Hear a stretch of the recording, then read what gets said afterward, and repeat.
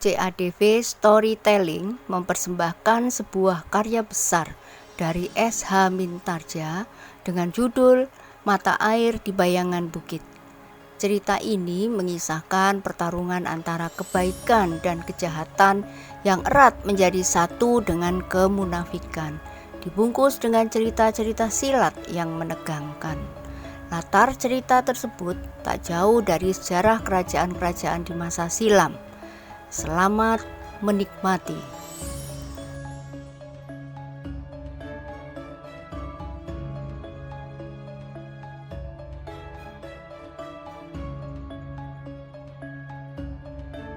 Pada episode yang lalu diceritakan bahwa namun agaknya Kiai Kanthi yang tua itu dapat mengetahui apa yang tersirat pada tatapan mata Jeliteng, sehingga sambil menarik nafas dalam-dalam ia berkata, "Apakah ada yang Angger ingin ketahui tentang aku dalam hubungannya dengan peristiwa itu?"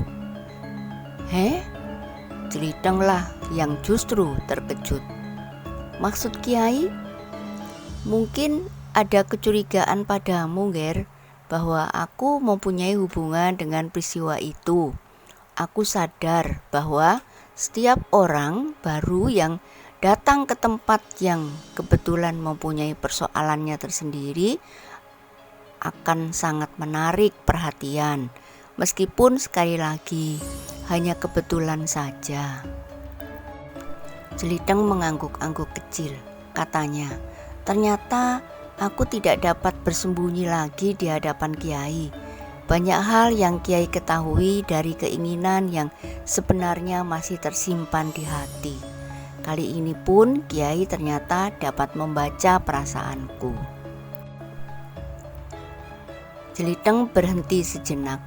Lalu, "Baiklah Kiai, terus terang aku memang agak curiga terhadap kedatangan Kiai.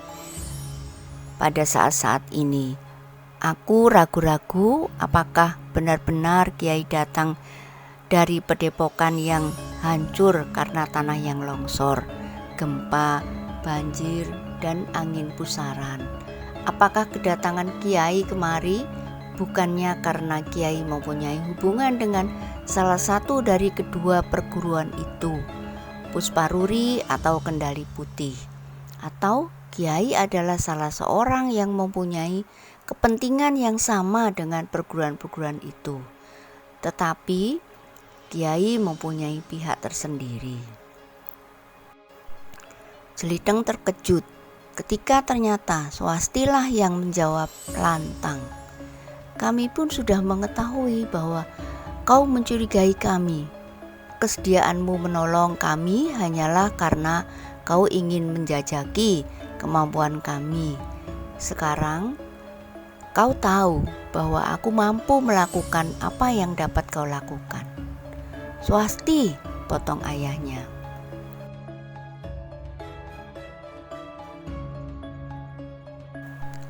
"Kami pun tahu," Swasti meneruskan tanpa menghiraukan kata-kata ayahnya.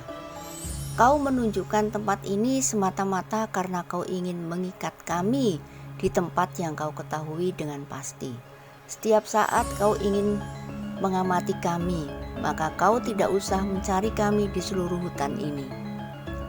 "Ah," desah Kiai Kanthi, "jangan berprasangka terlalu jauh, Swasti." Swasti memandang bayangan ayahnya dan Jeliteng di dalam kegelapan. Namun ia pun kemudian terdiam. Jeliteng mengangguk-angguk sambil bergumam, "Aku mohon maaf Kiai, bahwa sikapku agaknya telah menyakiti hati anak gadis Kiai." Kiai Kanthi mengerutkan keningnya. Ia tak mengira bahwa Jeliteng sama sekali tidak tersinggung oleh kata-kata Swasti.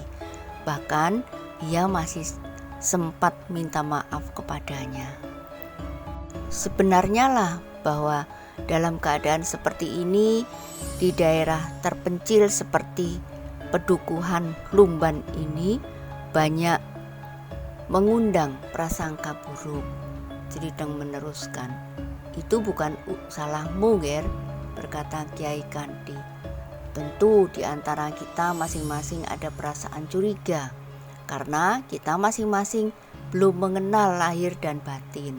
Tetapi itu bukan berarti bahwa kita masing-masing sudah melakukan kesalahan. Baiklah Kiai, kita akan melihat perkembangan keadaan.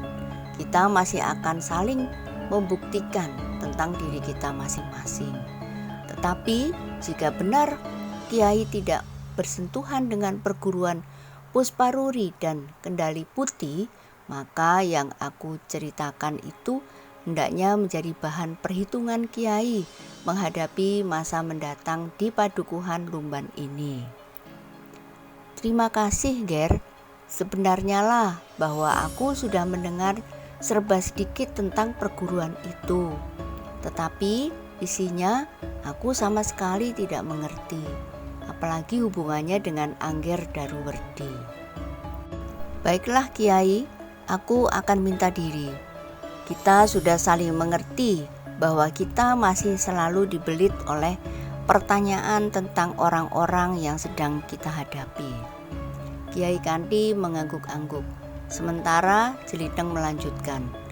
Kiai, sebagaimana Kiai yang terselubung kepapaan seorang perantau, maka terhadap siapapun aku mohon Kiai untuk tidak mengatakan sesuatu tentang kemungkinan-kemungkinan yang Kiai anggap ada padaku, terutama apabila pada suatu saat Kiai bertemu dengan Daruwerdi.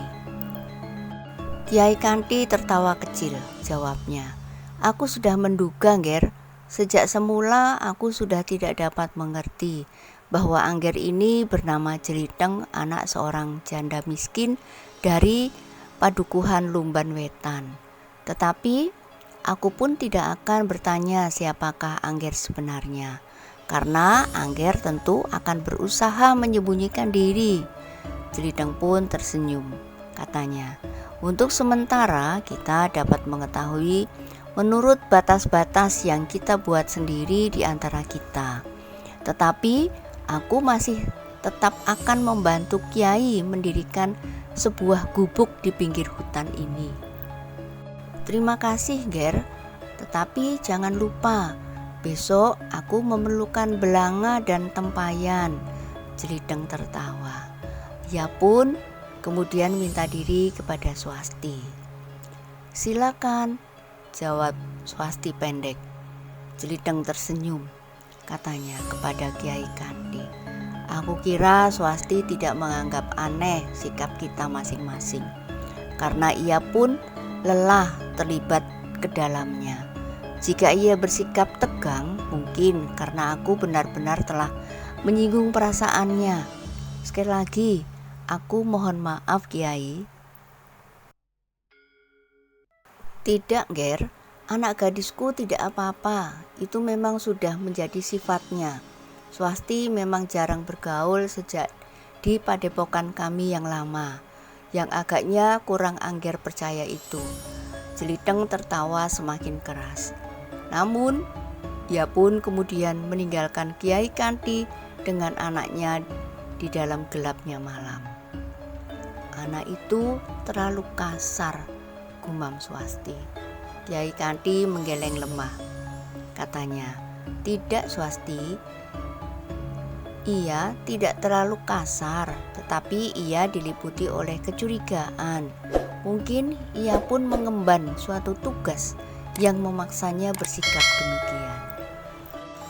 Swasti tidak menyaut, tetapi terdengar ia berdesah. Kita memang tidak dapat menghindarkan diri dari sikap-sikap demikian, apalagi dalam keadaan seperti sekarang di Padukuhan Lumban. Kenapa kita memilih tempat ini, Ayah? Berkata Swasti kemudian. Mumpung kita belum terlanjur mulai dengan membuat sebuah padepokan, sebaiknya kita tinggalkan saja tempat ini. Kita mencari tempat yang jauh dari persoalan-persoalan yang menegangkan seperti ini. Kiai Kanti menggeleng lemah, jawabnya.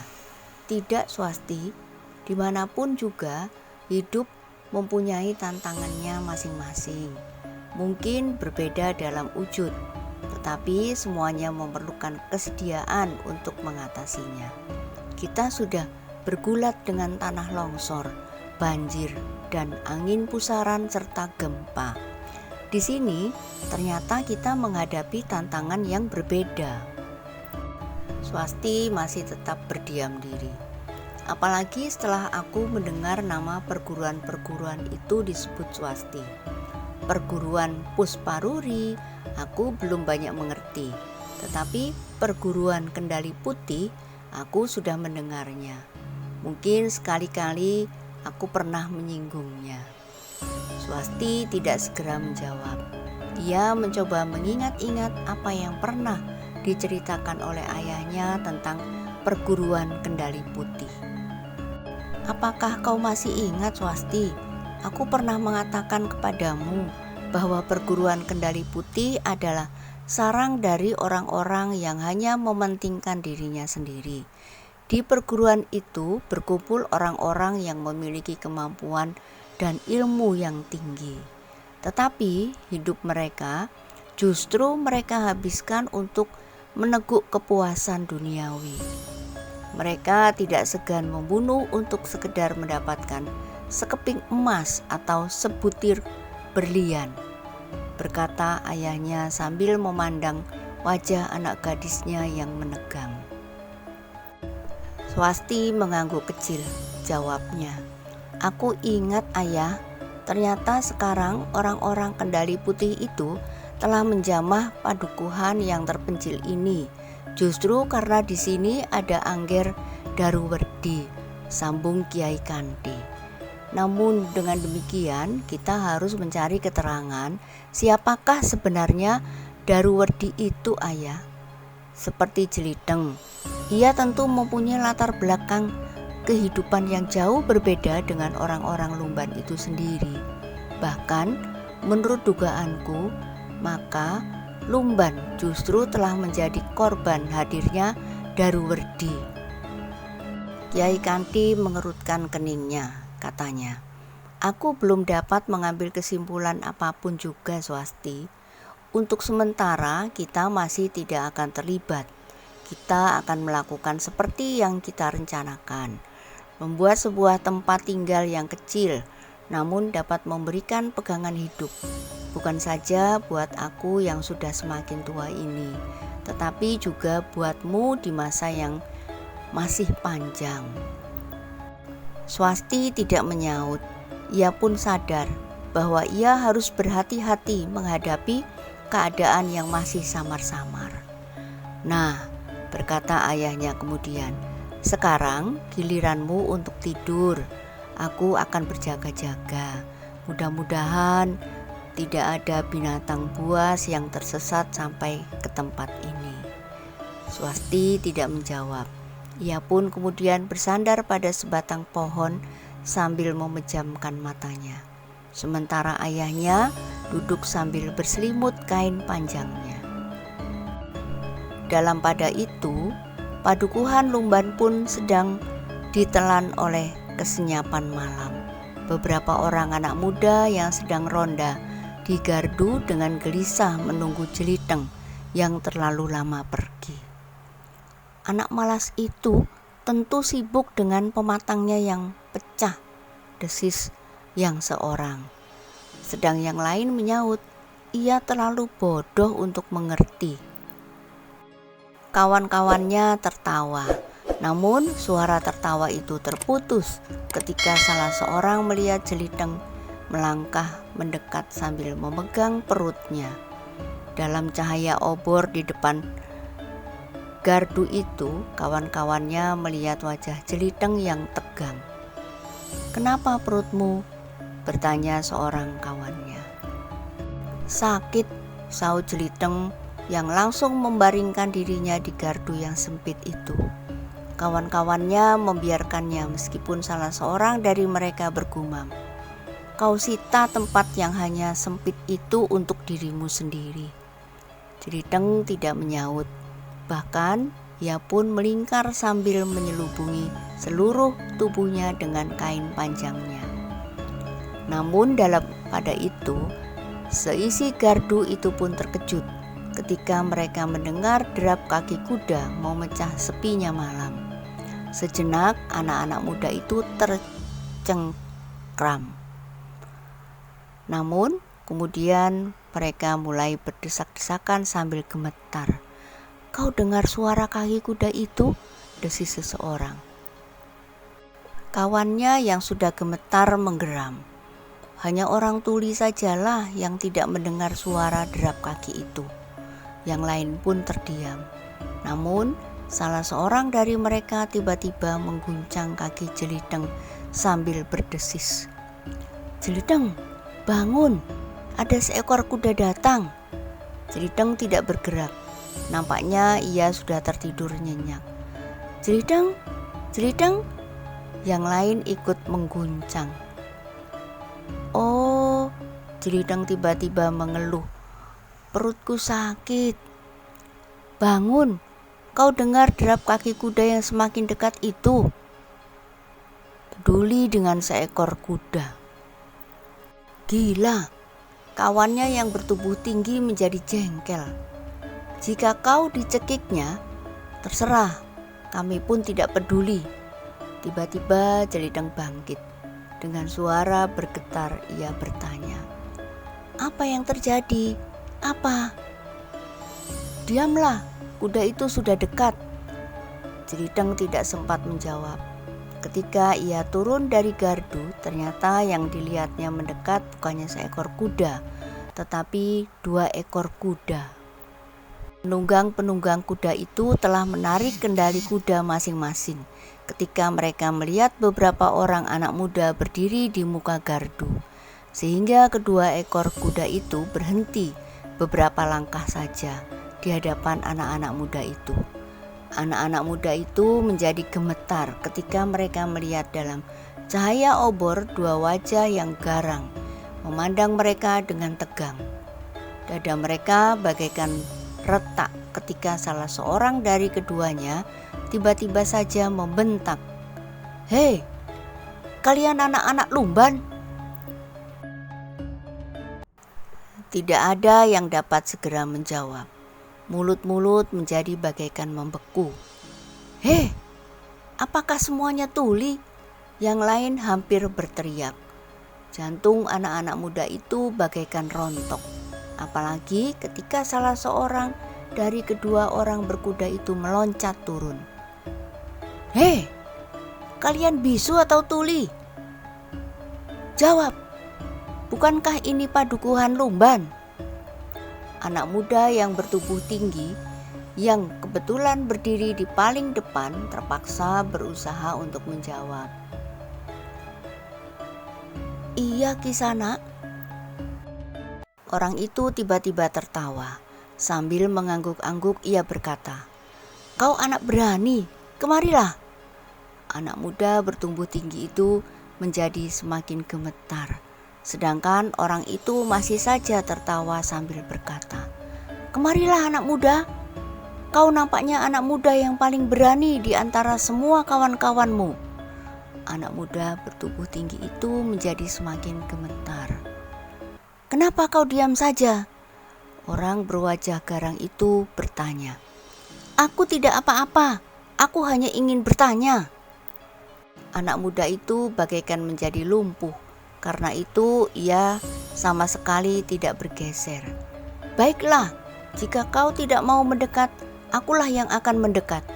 Tetapi setidak-tidaknya kau tidak bisu dan tidak tuli." Ketika orang berwajah garang itu maju selangkah, di luar sadarnya anak-anak muda lumban wetan itu bergeser mundur. Karena itulah, maka orang itu pun tertawa semakin keras. Katanya, "Lumban memang aneh, ternyata anak-anak mudanya tidak lebih dari seekor cacing." Anak-anak muda itu menjadi semakin gemetar. Nyawa mereka rasa-rasanya telah terloncat dari ubun-ubun ketika tiba-tiba saja orang itu membentak, "Hei, siapa di antara kalian yang melihat 2 orang kawanku yang datang ke padukuhan ini, ya?" Pertanyaan itu benar-benar mengejutkan. kalian menjadi bisu lagi. Hei, kau yang paling berani, yang tidak bisu dan tuli, jawab pertanyaanku. Tetapi anak muda yang bertubuh tinggi itu benar-benar telah bungkam. Keringatnya mengalir di seluruh tubuhnya. Namun badannya terasa menjadi sangat dingin seperti air wayu sewindu. Orang bertubuh kekar dan berwajah garang itu maju lagi selangkah. Sekali lagi ia berteriak, "Siapa yang melihat 2 orang kawanku datang ke padukuhan ini?" Ia tidak kembali pada waktu yang sudah ditentukan. Dan aku pasti bahwa keduanya telah sampai ke padukuhan ini. Tetapi aku tidak dapat menjumpainya di tempat yang sudah ditentukan. Anak-anak muda itu benar-benar menggigil. Mereka segera mengetahui bahwa yang dimaksud tentu 2 orang yang telah dibunuh oleh Daruwerdi di sebelah bukit, yang kemudian dikuburkan bersama seorang yang lain yang menurut keterangan justru kawan Daruwerdi sendiri yang mati dibunuh oleh 2 orang yang kemudian terbunuh pula itu. Tetapi tidak ada mulut yang dapat mengatakannya. Bahkan untuk menyebut bahwa kedua orang itu berurusan dengan orang-orang Lumban Kulon pun tidak ada yang dapat mengucapkannya. Hei, cepat! Apakah kau merahasiakannya? Apakah terjadi sesuatu dengan kawan-kawanku itu? Katakan, jika kalian mengetahui sesuatu tentang mereka. Kediaman anak-anak muda Lumban Wetan itu justru telah menumbuhkan kecurigaan pada kedua orang berwajah garang itu. Yang masih duduk di punggung kuda tiba-tiba saja berteriak, "Cepat! Sebut apa yang terjadi. Kalian tentu mengetahui sesuatu yang kalian tidak dapat mengatakannya. Tetapi jika kalian tidak mau mengatakan, maka kami akan mengambil sikap. Kami akan memaksa kalian untuk mengatakannya." Darah di setiap tubuh rasa-rasanya telah berhenti mengalir. Wajah-wajah garang itu bagaikan menyala. Orang yang sudah turun dari kudanya itu pun menggeram. Kalian tentu mengetahui setiap peristiwa akan segera diketahui oleh setiap orang di padukuhan ini. Anak-anak muda di muka gardu itu seolah-olah telah menjadi patung yang beku. Nafas pun rasa-rasanya tidak lagi dapat mengalir sewajarnya, sehingga dada mereka merasa sesak dan kepala mereka menjadi pening. "Cepat!" tiba-tiba saja orang itu berteriak. "Di padukuhan seperti ini tidak ada yang dapat dirahasiakan. Juga tentang kedua orang kawanku itu.